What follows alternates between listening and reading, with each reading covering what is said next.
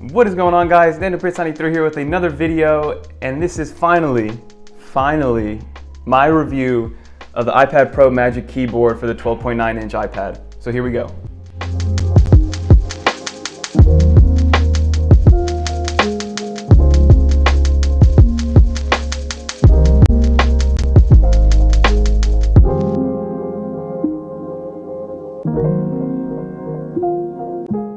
So guys, let's take a look at this beauty, right? So this is, like I said, the iPad Pro Magic Keyboard for the 12.9-inch iPad. I have the 2018 iPad Pro put in here, and as you guys can see, it still fits, it still works. It's made for both the 2020 and the 2018 iPad Pro. And this is the package that you're looking at, guys, right? It definitely is heavier than the normal solution, you know, the normal slim folio keyboard that they have for the iPad Pro. But it's something that you get used to, right? So I just kind of want to give you guys an understanding of, you know, this is it. This is the keyboard. It's sturdy. Overall, it's firm. It's a little bit heavy, sure, but it's heavy for a reason, like I said, and I'm going to kind of touch into that in a second. But this is the keyboard that you get, as you guys can see. It's not flimsy. You would really need to like push hard to bend this keyboard, which is something that I was kind of worried about. I was imagining kind of more of a Microsoft Surface type keyboard that was flimsy, kind of bouncy, where every time you would press, you know, the keyboard itself would also depress in, like, further in. But this is the package that you get, and as you guys can see, you really need to kind of shake it for these magnets to let go, right? But the whole key to this video and this product is, this thing is $350. You can go on Amazon and get like a $15 Bluetooth keyboard and still get the same work done that you would with this keyboard, essentially, right? Just for the keyboard portion, right? Because you're just typing. But I kind of want to find out is it worth that $350 price point or the $300 price point that you would get for the 11-inch iPad, the 11-inch iPad Pro for that keyboard. So the first thing we obviously have to touch on is the typing experience, guys. This is a keyboard first and foremost, right? It's a Magic Keyboard case, so the typing experience has to be night and day better than, you know, the last solution that we had, right? Which was that slim folio keyboard. And I was a big advocate of it. I tried so many different keyboards, and sure, the keyboard experience itself was nice. It was usually better than the Apple one, but at the end of the day, I would always go back to the Apple one because of how slim it was and how everything just worked how it was supposed to, right? It connected via the 3-pin connector, and it was all in like one slim, unintrusive package where I wasn't carrying some huge rugged case with like a keyboard attached to it. So that's why I always went back to the slim folio keyboard, right? But we have to talk about how the keyboard experience compares to that one. And this is night and day, a million times better of a typing experience than the Apple Slim Folio keyboard.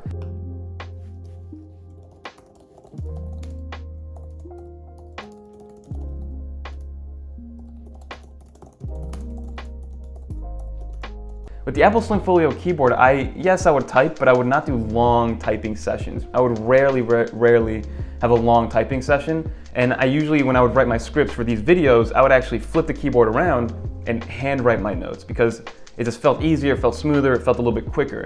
But now I kind of catch myself with this new keyboard, as you guys can see, typing out my notes and my scripts and what I want to talk about for these videos, because it is much faster of a typing experience, even because it is a much faster and more pleasant typing experience than the last keyboard. That's expected. You know, this adopted new scissor switches from the new 16-inch and the new MacBook Air keyboards. So this is actually the first time I'm kind of playing with those keyboard types, because I haven't gotten a chance to play with the 16-inch MacBook Pro or the 2020 MacBook Air. So if you guys have had that experience, you're gonna feel right at home with this keyboard, right? And I used to have a 2016 15-inch MacBook Pro, and that typing experience was terrible compared to what we have here. So the typing experience itself is awesome. The keys are punchy. They have about 1 millimeter of key travel. So you feel like you're typing on a legitimate keyboard as opposed to something kind of makeshift that Apple put together for the Slim Folio keyboard. Also, another awesome addition is a backlit keyboard, right? So the last keyboard, that was something that people really wanted. They wanted backlit keys, they wanted punchier keys, they wanted just a better overall typing experience, and they added all that. They added the backlit keys, they added the better typing experience, like I said. And the backlit keys, again, the beautiful thing about the iPad and this keyboard is that it runs through the 3-pin connector, right? So everything that the iPad feels and sees and is able to react with, like, especially with ambient sensors and things like that, the keyboard kind of becomes one with the iPad itself and then follows suit. So the keyboard itself, yes, you can manually change the brightness, but you have to dig into settings and it's kind of annoying, but for the most part, I'm yet to have to go into the settings and change it manually, because the ambient light sensor on the iPad will actually make the keyboard light up brighter when it's, when you're in a darker situation, and will kind of tone down the brightness when you're in a brighter situation. So it's something that you don't need to worry about. And then another thing is the fact that they didn't add a function row key. A lot of people are complaining about this, which, for sure, there's definitely there's definitely a reason to have function keys. It kind of adds to more of an accessibility to the iPad itself. We're missing the volume up and down keys. We're missing, a home button, an escape button. We're missing play, pause, forward, back buttons. Brightness buttons for the keyboard and the iPad itself. So it's something that could have been added, but there's a reason why Apple kind of left that out, in my opinion, right? So if you guys can see with this hinge mechanism, there isn't enough room. There's already an issue if you have it all the way propped up at its farthest angle and then try to type into the number keys. Your fingers kind of hit it sometimes. And for me, it's only really happened when I kind of intentionally think about it, like, oh, I guess that could be kind of annoying. For the most part, I haven't physically hit the iPad when typing in numbers, but I could see if they added another smaller row on top of the number row, then that would definitely be an issue, right? And I think the reason Apple also justified not having that function key row is because a lot of those function keys can be done in other ways for the iPad, right? Like an escape key, you can just swipe up from the trackpad itself, and you escape from that application that you're at and go back to the home screen. Things like volume up and down, you can use a secondary mouse, which I use sometimes, and kind of program the keys like that, or obviously go into Control Center with the mouse, or you can go to Control Center with the trackpad, or physically press the up and down volume buttons, right? The only one that is kind of annoying is the backlit key option, which, like I said, you have to dive into the menu. But other than that, I haven't really missed the function keys, especially because before I was using an Apple keyboard, the Slim Folio, and it wasn't there anyway. So you can't miss something you really didn't have to begin with, especially if you come from an iPad world only. So now let's talk about the build quality of this Magic Keyboard, guys. Like I mentioned, the build quality is much better than expected, right? I mean, yes, I expected some great, build quality at the $350 that you have to ante up for this thing, but I wasn't expecting this. Like I mentioned before, I was expecting more of a Surface style keyboard, something a little more flimsy, something more plastic, I guess you would say. And that's just not the case, guys. This keyboard is super sturdy, and like I said, it is heavy, but it's heavy for a reason. The iPad Pro itself is dense, it's a little bit heavier. I mean, it's not as heavy as a laptop or anything like that, but if you wanna attach a keyboard to it and not have it kind of tilt back like this, then you need to distribute the weight correctly, and that's why this keyboard is that heavy. I don't think they made it, they could have made it a lot lighter and gotten the same functionality, but they made it heavy for a reason, so you can keep the iPad propped down and it won't tip over. Because when you're at the max, the 135-degree viewing angle, then if you kind of push back enough, then it's an easy way. You can see that if they went any farther, this thing would tilt back. And Apple kind of distributed the weight perfectly when it came to that. So guys, don't complain about the weight. It is going to be heavier than your iPad. As a total package, it's going to be a little bit heavier than a MacBook Air. But if this is your only device, and I'm going to talk about who this keyboard is for, then it doesn't matter. You have a 3-pound computing device in your backpack when you're traveling. And if that's really an issue, then sure, this isn't for you. So that's one of the compromises that Apple had to make when switching from the Slim Folio to this, is just adding a little more weight to be able to distribute the weight evenly and keep the iPad feeling sturdy and feeling like you're not going to be tipping over. And also, another thing is when you interact with the screen, there isn't much pushback. And if this thing was a lot lighter, the second you touch on the screen, this thing would just fly back, right? So that's something to keep in mind as to why there was added weight to the device. And Apple does everything with intentionality, right? So Apple does things for a reason, and they're not just doing it just because. Another compromise, which kind of bothered me in the beginning, but I got used to it. I was big into using the Slim Folio keyboard, kind of flipped all the way back around when I was ready to handwrite notes. It was big time when I was in the office. I would go from typing or surfing the web real quick during a meeting, and then I would flip it back around and start writing my notes on what's going on. So this is a little bit different. You don't have that flip back functionality, and again, it's for a reason. This Apple keyboard is more of a stationary device, but it is nice because now you kind of just pull off the iPad, and then you're using just your iPad how it's supposed to be used, as opposed to having it attached to another keyboard on the back and having those keys on the back kind of just there. So at the end of the day, I do kind of like the implementation of being able to just pop off the iPad very quickly and then going into notes mode. Sure, if you're on the move and you're not at your desk and you're at a meeting or whatever the case may be, you're gonna have to take it off. You're gonna have to bring this down, and either lay it flat on top or put this back in your bag while you're working on the iPad. So you do have to worry about one more thing. But again, that's something that you need to kind of figure out to see if that's something that really bothers you when it comes to getting this keyboard, because those are really the only two big compromises and differences when it comes to convenience with the other iPad Pro keyboard, the original one, right? And then I want to touch on the trackpad itself, right? The trackpad itself, again, when I saw pictures, it looked tiny. And yes, it's very, very small in comparison to Apple's normal trackpads.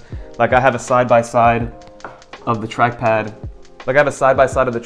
That Apple just makes solo. And you could probably fit 3 or 4 of the iPad Pro keyboard trackpads into this trackpad. So it is a little bit smaller, but again, Apple's intention with the trackpad was more gesture-based, right? They wanted to give you another avenue to move and navigate through iPadOS as if you're touching the screen, but from a trackpad itself, right? That's why the gestures are so similar and they feel so native to you when you start using the trackpad. It's as if you know exactly what to do, right? Like swipe up with 3 fingers, it brings you home. Swiping up and holding, multitasking. So there's things like that just kind of click in your head immediately. And that's what I think the trackpad is for. Sure, you can obviously use it for point and click, right? When you're navigating a website or navigating text, whatever the case might be. But I think the intention behind it was to just navigate through iPadOS that much smoother and that much quicker, right? Because it is a second motion to have to reach up with your finger and then touch the screen and to do what you need versus just swiping up and there you are back at the home screen. Another thing about the trackpad that's really, really nice is that it is a physical click as opposed to a force touch or resistive touch with the other Apple trackpads, because the other Apple trackpads are just a pane of glass and just react to your touch and kind of give you a haptic feedback. Versus this one, this actually clicks down, and it clicks down in every single portion of the trackpad. It isn't a springboard trackpad like a lot of Windows computers are, or a lot of older computers. And literally probably 5 minutes into me using the Apple Magic Keyboard, I forgot about how small it was because it was just there, it was in front of me, it was easy to use, and it was intuitive to what I was doing.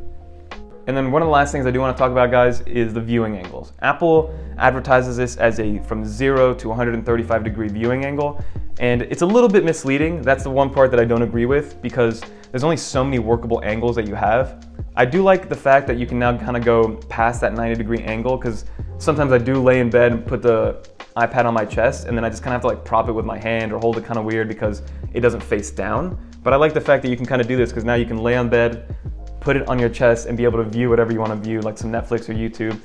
But then after that, then you can't really use it. So then after that, that's like my one use case for a sub 90 degree angle. But after that, you go from 90 to 135 and it's not a ton. It's not a ton of viewing angles, right? So if you're standing up at a normal height desk, the viewing angle of 135 degrees isn't enough. That's the one use case where I think it kind of gets annoying because then you have to like bend down and look around to make sure that you have the right viewing angles and there's no glare. But if you're at a desk, you'll be fine. If it's on your lap, you'll be fine. If you're just holding with one hand, doing one of these guys, you'll be fine. It's just if you're standing at a desk where you can't bring it, that maybe extra 10 degrees back, that's a little bit annoying. But that's, depending on your use case, that might not even apply to you. And then the last question that I do want to answer for everybody is, who is this $350 keyboard case for, right? Because there are options out there that are half the price, a quarter of the price, way less than that $350 price point. So I think this is for the person that uses an iPad Pro as their main computer, right? If you use your iPad Pro on a daily basis and you need to enhance your productivity, then sure, this will enhance your productivity. It'll be really, really cool. It does some neat stuff, awesome tricks. The keyboard floats. It brings the iPad closer to your face, even just that little bit, right? It brings it closer to your face so you feel like you're more immersed in the actual experience. But if you're using your iPad Pro as a supplemental device to a MacBook or MacBook Air, or even an iMac, then this isn't for you. This is essentially going to be a $350 case that you use when you sidecar your iPad as a secondary display for your MacBook Pro. So that's my 2 cents when it comes to who it's for. Like I said, if you're an iPad Pro mainly user, use it for work, use it for note-taking, things like that, then go for it. It'll be a great investment, you'll be happy with it, and the $350 will last you, this keyboard will last you a long time, I think. But again, if it's a supplemental device and it's not your main device, you use it just for Netflix, for some web surfing, things like that, then you're gonna be overpaying. Then at that point, you're only getting it because you can and it's cool, obviously. So that's who it's for, that's my opinion. I absolutely love this iPad Pro keyboard, this Magic Keyboard case. It's worked wonders. I've been using it for about a week, nonstop, and I have pretty much no complaints, guys. I just kind of tried to highlight a couple things that people have been complaining about, which is the weight, viewing angles, but again, everything's done for a reason, right? It's all done for weight distribution and making sure you have the best experience possible. So that's gonna do it for this video. Hopefully you guys enjoyed it. I know you guys have been waiting for me to kind of give my 2 cents on the iPad Pro keyboard. I'm gonna have a couple more videos as to why you should and why you shouldn't buy it, just to make sure you guys are fully involved and fully aware of what's going on. But that's gonna do it for this video. I know it's a long one, so don't forget to like, comment, subscribe. Don't forget to check out the last video. If the last video gets 500 plus likes, then I'm giving away an iPhone SE right here in product red. So that's up for 2 weeks. So definitely check that out, guys. And like I said, don't forget to like, comment, subscribe. Thanks so much. Let's get to 10K subs here soon, guys. Peace.